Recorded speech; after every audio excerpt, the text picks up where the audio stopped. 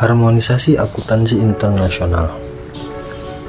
Hal yang pertama yang harus kita ketahui, harmonisasi ialah merupakan proses untuk meningkatkan kompatibilitas atau bisa disebut juga kesesuaian praktik akuntansinya dengan menentukan batasan-batasan seberapa besar praktik-praktik tersebut dapat beragam.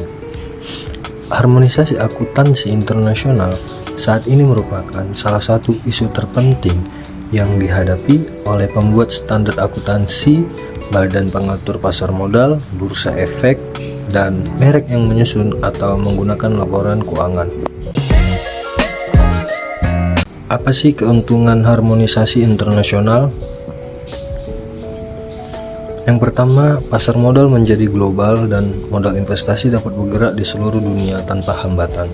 Yang kedua, investor dapat membuat keputusan investasi yang lebih baik, portofolio akan lebih beragam, dan risiko keuangan berkurang. Yang ketiga, perusahaan-perusahaan dapat memperbaiki proses pengambilan keputusan strategi dalam bidang merger dan akuisisi.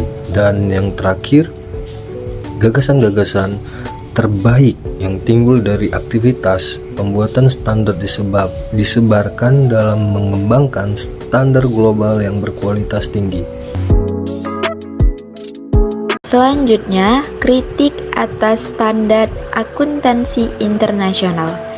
Ada beberapa pihak yang mengatakan bahwa penentuan standar akuntansi internasional merupakan salah satu solusi yang terlalu sederhana atas masalah yang rumit.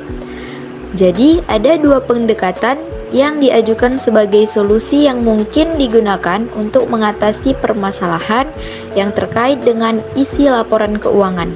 Yang pertama ada rekonsiliasi.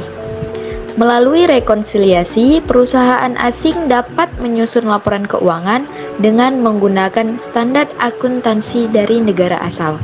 Tetapi harus menyediakan rekonsiliasi antara ukuran-ukuran akuntansi yang penting seperti laba bersih dan ekuitas pemegang saham.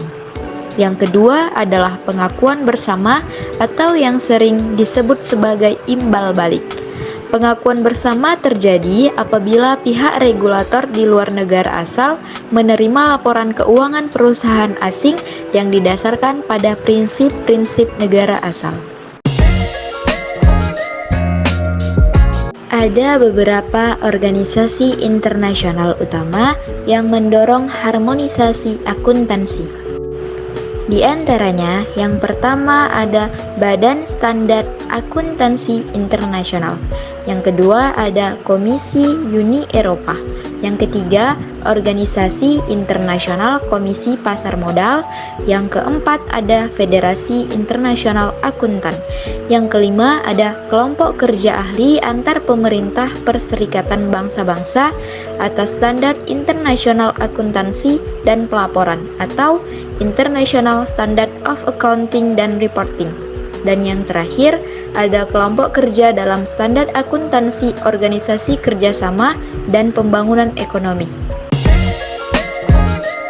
Selanjutnya, ada Badan Standar Akuntansi Internasional. Apa sih tujuan dari Badan Standar Akuntansi Internasional? Yang pertama itu adalah untuk mengembangkan dalam kepentingan umum standar akuntansi global yang berkualitas tinggi, dapat dipahami dan dapat diterapkan, yang mewajibkan informasi yang berkualitas tinggi, transparan, dan dapat dibandingkan dalam laporan keuangan. Yang kedua adalah untuk mendorong penggunaan dan penerapan standar tersebut dengan ketat, untuk membawa konvergensi standar akuntansi nasional dan standar akuntansi internasional, dan pelaporan keuangan internasional ke arah solusi yang berkualitas tinggi. Standar akuntansi di Indonesia saat ini belum menggunakan secara penuh standar akuntansi internasional atau IFRS. Standar akuntansi kita saat ini merupakan gabungan dari US GAAP dan beberapa elemen IFRS. Era globalisasi saat ini diperlukan adanya harmonisasi terhadap standar akuntansi internasional dengan tujuan agar dapat menghasilkan informasi keuangan yang dapat diperbandingkan, mempermudah dalam melakukan analisis kompetitif, dan hubungan baik dengan pelanggan, supplier, investor, dan juga kreditor. Indonesia perlu mengadopsi standar akuntansi internasional untuk memudahkan perusahaan asing yang akan menjual saham di Indonesia ataupun sebaliknya. Namun, untuk mengadopsi standar internasional bukanlah perkara mudah karena memerlukan pemahaman dan biaya sosialisasi yang sangat mahal. Indonesia sudah melakukannya, namun sifatnya baru harmonisasi dan selanjutnya akan diadakan full adoption atas standar internasional tersebut. Full adoption tersebut terutama untuk perusahaan publik, yang dimana dikarenakan perusahaan publik merupakan perusahaan yang melakukan transaksi bukan hanya nasional tetapi juga secara internasional.